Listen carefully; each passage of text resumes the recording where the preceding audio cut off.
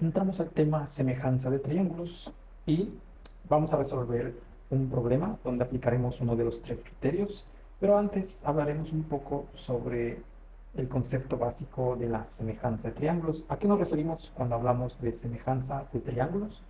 Pues a tener al menos dos triángulos y compararlos. Aquí tengo uno solo de ellos y lo que puedo hacer es copiar y pegar este triángulo.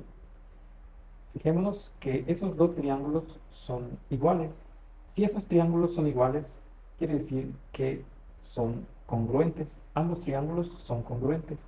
Ahora, lo que voy a hacer es pasar de la congruencia de triángulos a la semejanza de triángulos. Observemos atentamente que estos dos triángulos se parecen mucho, como que uno es más grande que el otro, pero tienen las mismas proporciones. Podemos suponer que este triángulo tiene, vamos a darle allí una medida, que este lado tenga 10 centímetros, este también, y que este otro lado tenga unos 12 centímetros. Ahora vamos a suponer que el segundo triángulo tiene 24 centímetros, por lo tanto este lado tendría 20 centímetros y este otro lado tendría también 20 centímetros. Es decir, que el primer triángulo creció en una proporción de 2, es decir, que estamos multiplicando todos los lados por el número 2 para crear a otro triángulo semejante, que es el más grande que está a su lado. Y a eso nos referimos cuando hablamos de la semejanza de triángulos, que aunque son muy parecidos, tienen magnitudes o lados más grandes o más pequeños que el otro triángulo con el que se está comparando. ¿Cuándo no sería eh, triángulos semejantes? Pues cuando tengamos uno de estos triángulos, vamos a dar este ejemplo, que crezca desproporcionadamente, es decir, que crezca lateralmente o solamente de forma vertical. Entonces, aunque se parezcan a los dos anteriores, pero está creciendo desproporcionadamente con respecto a los dos anteriores. Por ejemplo, así, este triángulo, si lo comparo con los dos anteriores, no tiene un parecido común. Por lo tanto, este triángulo a simple vista no sería semejante a los dos anteriores. Bien, a esto nos referimos con el tema de la semejanza de triángulos, pero para estar completamente seguros de que dos triángulos son semejantes, vamos a hablar de los criterios ángulo, ángulo, ángulo, ángulo. Ese es un criterio. El otro criterio es lado, lado, lado y lado, ángulo, lado. Si cumple uno de estos criterios un par de triángulos, pues vamos a asegurarnos de que estamos hablando de semejanza de triángulos. Bien, con eso ya podemos empezar a resolver nuestro problema. Aquí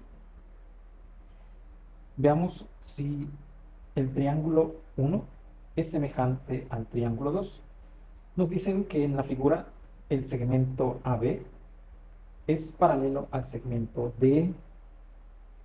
Demostrar que los triángulos ABC, el triángulo 1, es semejante al triángulo 2.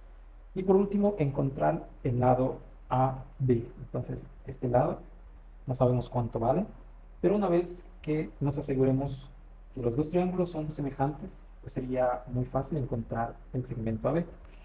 Bien, observemos que en el enunciado esta parte es muy importante. Los segmentos AB y DE son paralelos, es decir, que podemos asegurarnos que este segmento, vamos a alargar el segmento para que se vea más claro, son, es paralelo al segmento D.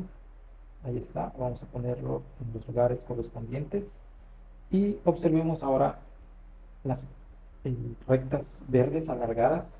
Quiere decir que cuando extendamos los segmentos A, B y D, pues no van a intersectarse, no van a coincidir, por más que nosotros sigamos extendiéndolos hasta el infinito, porque es una propiedad de las rectas paralelas. Y además de tener esa propiedad de no coincidir en ningún punto cuando los extendamos, otra de las propiedades aparecen cuando son cortadas por una transversal. Por ejemplo, estaríamos hablando de ángulos alternos internos. Estos dos ángulos se llaman alternos internos. Aquí se puede considerar la parte externa, y dentro sería la parte interna. Estoy dando este ejemplo para decir que estos ángulos, que se llaman alternos internos, son iguales. Por ejemplo, si este ángulo vale 30, este otro ángulo también valdrá 30. También se formará este ángulo con este otro como alterno interno.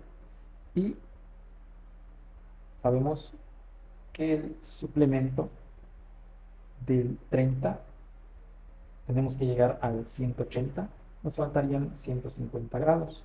Entonces, fijémonos que estamos formando medio círculo, 150 más 30 son los 180 de medio círculo, y 150 también es alterno interno con el del lado izquierdo, y coincide que se forma también medio círculo de 180 grados. La propiedad importante aquí es de los ángulos alternos internos, que vamos a separarlo aquí. Hagamos de cuenta que tenemos un ángulo de 150. Ese ángulo, por ser alterno interno, se repite en el lado derecho. Entonces, esa es una propiedad que vamos a aplicar en este problema. Observemos exactamente dónde. Sería en el ángulo A. Vamos a observar que esta es una transversal. Ahí está. Y esta transversal hace que el ángulo A sea alterno interno con el ángulo E. Entonces ya tenemos que el ángulo A es igual al ángulo E. Se está cumpliendo. Ahí vamos a poner los tres criterios para ver cuál de ellos se cumple. Podría ser el primero, podría ser el tercero, pero el del lado, pues al parecer no, porque estamos hablando de ángulos. Vamos a observar al ángulo B, que es igual al ángulo D. Entonces vamos a anotarlo, el ángulo B es igual al ángulo D.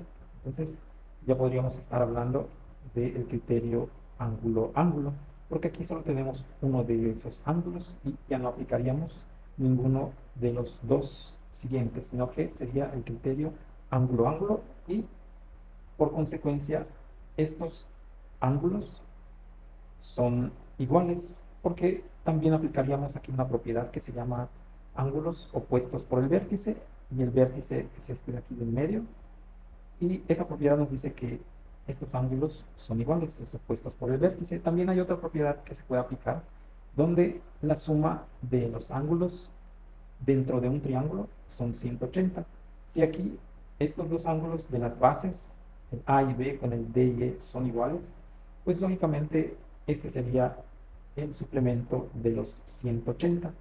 Pero quedémonos con los opuestos por el vértice que son iguales. Entonces el ángulo C es igual al ángulo C. Ahí tenemos nuestro criterio ángulo. Y así nos aseguramos que el triángulo, aquí podemos poner por lo tanto, el triángulo ABC, que es el triángulo 1, es semejante al triángulo CDE. Al asegurarnos de que ambos triángulos son semejantes, pues ya podemos continuar encontrando el valor del segmento AB. Para ello, vamos a borrar esta parte para tener un poco de espacio y plantear nuestras semejanzas.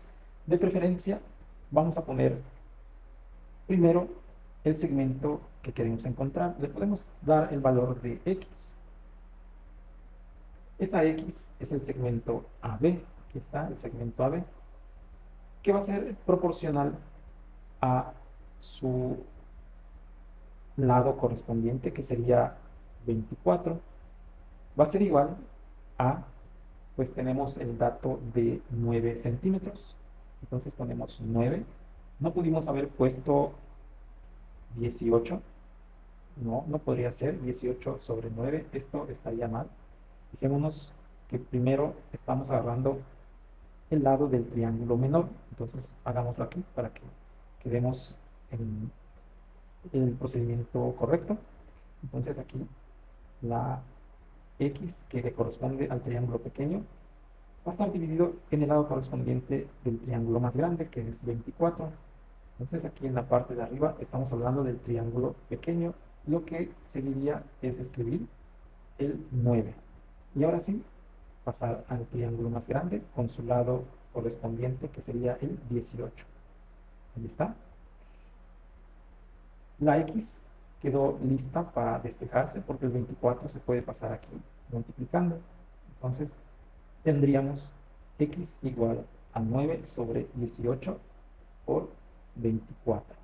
Tenemos una fracción multiplicada por un número entero. Podemos por ahí convertirlo en fracción poniéndolo en 1, pero 9 sobre 18 se puede simplificar quedando como un medio porque se divide entre 3 o, si se dan cuenta, también podemos dividir directamente ambos entre 9.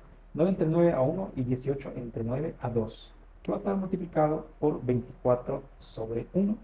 Y ahora sí, multiplicamos linealmente 1 por 24, 24, 2 por 1, 2 y dividimos 24 entre 2 a 12 centímetros. Bien, esa sería la forma de resolver este primer ejemplo, donde utilizamos el criterio ángulo, ángulo, ángulo. En los siguientes videos hablaremos de los que faltan. Bien.